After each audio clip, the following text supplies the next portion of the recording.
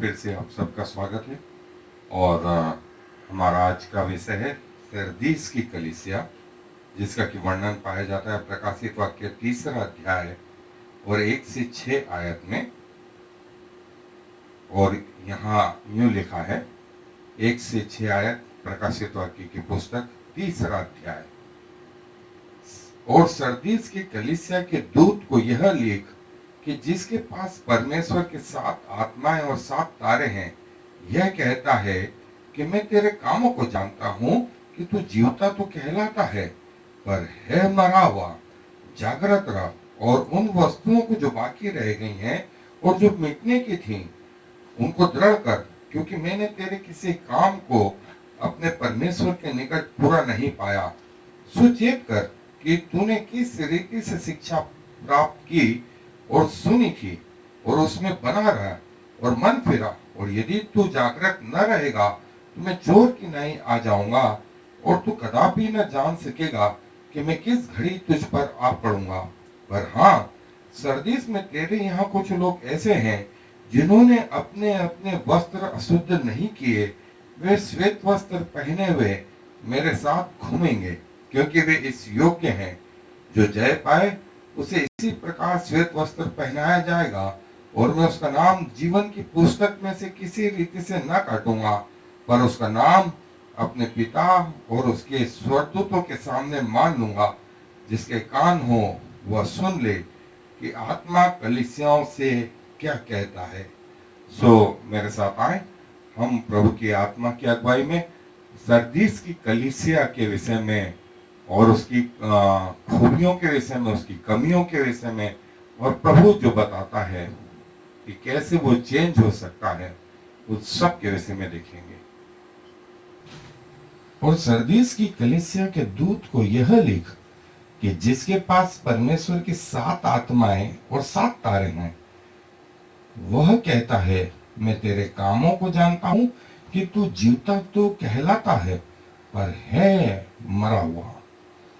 और सरदीस जो है, लीडिया के जो एशिया माइनर, वो वर्तमान में तुर्की के देश में पाया जाता है, जो एक नदी है जिसका नाम पेक्टोलस नदी है। उस नदी के किनारे ये जो है 7 कलीसियाओं में से एक कलीसिया जो है पाई गई। और पुराने समय में जो है सर्द कलीसी, ये नाम से जो है कलीसिया जो है वर्तमान में भी, और सरदीस जो है वो वर्तमान में भी तुर्की में विद्यमान है, जिसका वर्णन हमने पढ़ा प्रकाशित वाक्य 3 अध्याय 1 से 6 आयत तक। और जो ओरिजिनल वर्ड आए हैं वो दूत के लिए एजिलॉस शब्द, मतलब मैसेंजर, जो परमेश्वर के संदेश को पहुंचाते हैं। और कलीसिया के लिए अंग्रेजी में चर्चेस, और ग्रीक भाषा में एक्लेसिया, पवित्र किए हुए लोग, बुलाए हुए लोग, वे लोग जिन्होंने अपनी इच्छा से परमेश्वर को समर्पित कर दिया।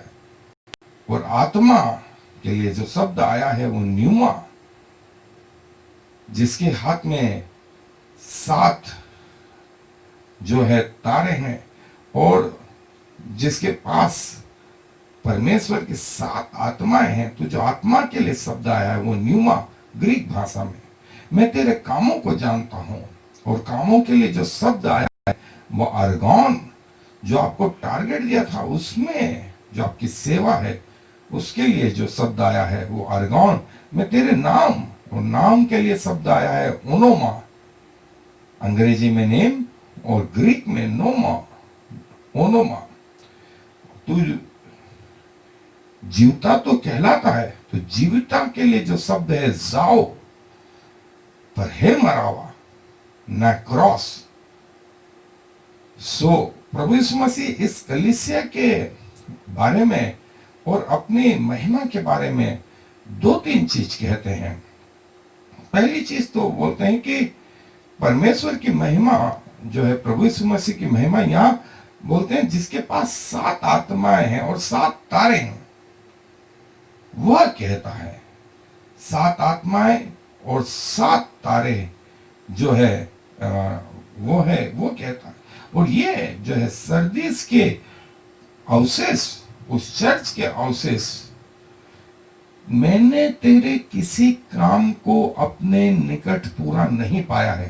तू आरंभ तो करता है लेकिन बीच में छोड़ देता है, उसको कंप्लीट नहीं कर पाता है। सरदीस के ये अवशेष जो तुर्की में पाए गए, वो वर्तमान में भी जो है ये अवशेष विद्यमान है और लोग इन्हें देखने जाते हैं कि सरदीस की कलीसिया, जिसके हाथ में प्रभु यीशु मसीह, जिसके हाथ में 7 तारे और परमेश्वर की 7 आत्माएं हैं, वह कहता है कि मैं तेरे कामों को जानता हूं। सरदीस में वो अवशेष, सरदीस की कलीसिया के अवशेष, और प्रभु बोलते हैं जागृत कर, चेत कर, और जो चीजें बाकी रह गई हैं और जो मिटने को थी उन्हें दृढ़ कर, क्योंकि मैंने तेरे किसी काम को अपने परमेश्वर के निकट पूरा नहीं पाया है। सो जैसा सरदीस की कलीसिया में ये कमी थी, प्रभु बोलते हैं कि तू आरंभ तो करता है लेकिन बीच में छोड़ देता है। तूने अपनी यात्रा आरंभ करी लेकिन बीच में छोड़ दी। और जो है कलीसिया जो है इजराइलियों की भी पुराने नियम में, इजराइलियों को पुराने नियम की कलीसिया करके कई जगह संबोधित किया गया है। कई स्कॉलर से मैंने बताया कि इजराइल जो है कलीसिया का रूप थी, और वो भी ऐसी थे। वे मिस्र से चले कनान के लिए, लेकिन सब रास्ते में मर गए, और जो लोग कनान पहुंचे वो तो सिर्फ 2 लोग थे। वैसे ही नए नियम की कलीसिया में भी कई व्यक्ति चर्च में चले तो सही, लेकिन आधे रास्ते में जाकर के पलट गए। वे स्वर्ग के अपनी उस दौड़ को पूरा नहीं कर पाए। सो प्रभु कहते हैं कि चेत कर, और उन चीजों को जो बाकी रह गई हैं दृढ़ कर, क्योंकि मैंने तेरे किसी काम को अपने परमेश्वर के निकट पूरा नहीं पाया। परफेक्ट या पूरा के लिए जो है प्लेरो शब्द आया है, पूरा। और प्रभु कहते हैं चेत कर, चेत कर,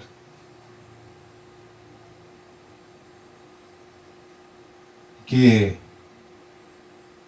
तू आधा अधूरा जीवन जीता है, आधा अधूरा जीवन। और स्मरण कर कि जो बातें तूने सीखी हैं और सुनी हैं उसमें बना रहे। पहली चीज चेत कर कि तूने किस रीति से शिक्षा प्राप्त की और सुनी थी, और उसमें बना रहा और मन फिरा। और यदि तू जागृत न रहेगा तो मैं चोर के नहीं आ जाऊंगा, और तू कदापि न जान सकेगा कि मैं किस घड़ी तुझ पर आ पड़ूंगा। सो प्रभु बोलते हैं सेंस में आ, जो शिक्षाएं तूने सुनी थी, जो शिक्षाएं तूने प्राप्त की थी, उन शिक्षाओं पर क्या कर, बना रहा, और मन फिरा। और यदि तू जागृत न रहेगा तो मैं चोर के नहीं तेरे पास आ जाऊंगा, और तू किसी रीति से न जान पाएगा। आप हैं कलीसिया में, लेकिन कई लोगों को तो भरोसा ही नहीं होता कि यीशु मसीह आएगा। कई लोगों को यह भरोसा नहीं कि स्वर्ग है भी कि नहीं है। कई लोगों को लगता है कि ये नरक की बातें फालतू में बताए जा रहे हैं। और किसने देखा स्वर्ग, किसने देखा नरक, किसने इसके बाद जीवन देखा? वो तो मरने के बाद देखेंगे। कई लोगों की ऐसी मानसिकता है। सो प्रभु बोलते हैं चेत कर कि तूने क्या शिक्षा प्राप्त की थी, क्या सुनी थी, और उसमें बना रहा। उसमें बना रहा और मन फिरा। और यदि तू मन नहीं फिराएगा तो मैं चोर की माने ना जाऊंगा और तू कदापि ना जान सकेगा। चर्च में रहते हुए, कलीसिया में रहते हुए तुझे इस बात का ज्ञान नहीं रहेगा कि मैं कब आ रहा हूं। जो लोग परमेश्वर से जुड़े रहेंगे वे लोग ही इस बात को जान पाएंगे। अन्यथा ये बातें सब लोगों के बस की नहीं है कि उन पर प्रकट हो। कई लोगों ने अपने जीवन को शैतान को समर्पित कर रखा है।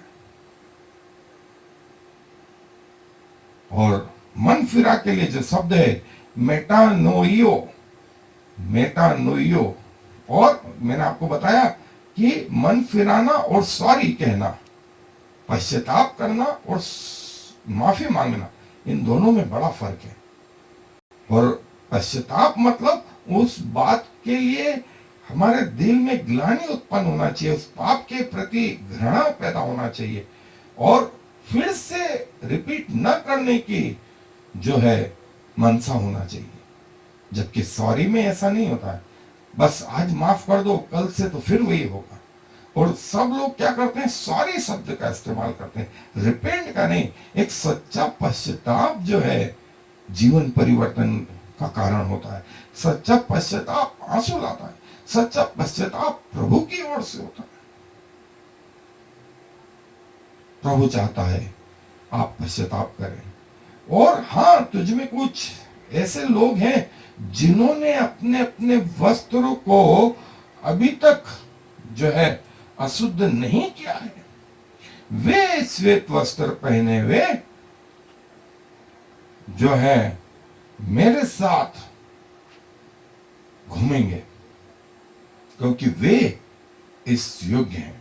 कई लोगों ने अपने आप को इस शिक्षा से, कई लोगों ने अपने आप को जो है परमेश्वर के लिए पवित्र बनाए रखा और अपने अपने वस्त्रों को जो है दाग रहित रखा, उसमें दाग नहीं लगने दिए।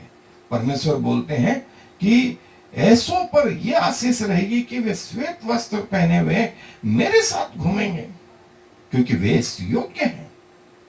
उन्होंने कोशिश करी कि मन वचन कर्म से पाप नहीं हो और परमेश्वर के लिए पवित्र बने, और वे ऐसा करेंगे भी, वे इस योग्य हैं। और नाम के लिए जो शब्द आया है, नेम्स, ओनोमा, हम देख चुके हैं।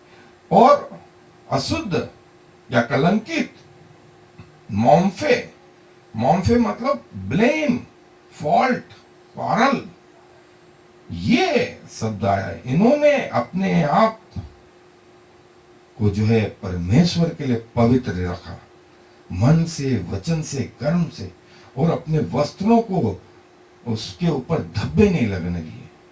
सो धन्य है ऐसे लोग, धन्य है ऐसे संत जो अपने आप को परमेश्वर के लिए पवित्र रखते हैं। यूसुफ के समान, लोगों के समान जो है अपने आप को पवित्र रखते हैं कि परमेश्वर के सामने उपस्थित हो सके। धन्य है वे ऐसे लोग जिन्होंने अपने वस्त्रों को जो है अशुद्ध नहीं होने दिया। वे श्वेत वस्त्र पहने हुए जहां जहां मेमना जाता है उसके पीछे हो लेंगे, क्योंकि वे इस योग्य हैं। उन्होंने अपने आप को, इन आत्माओं ने अपने आप को परमेश्वर के योग्य बनाया है। और जैसा मैंने कहा, धन्य है ऐसे लोग जो सदियों से चले आ रहे हैं, पुराने नियम से नए नियम तक, आज तक, जो परमेश्वर के लिए पवित्र जीवन जीना चाहते हैं और कोशिश करते हैं कि परमेश्वर के प्रति ईमानदार रहें, और जो जय पाए उसे इसी प्रकार का श्वेत वस्त्र दिया जाएगा, और मैं उसका नाम जीवन की पुस्तक में से कदापि न काटूंगा, परंतु उसका नाम अपने परमेश्वर पिता और उसके स्वर्गदूतों के सामने मान लूंगा।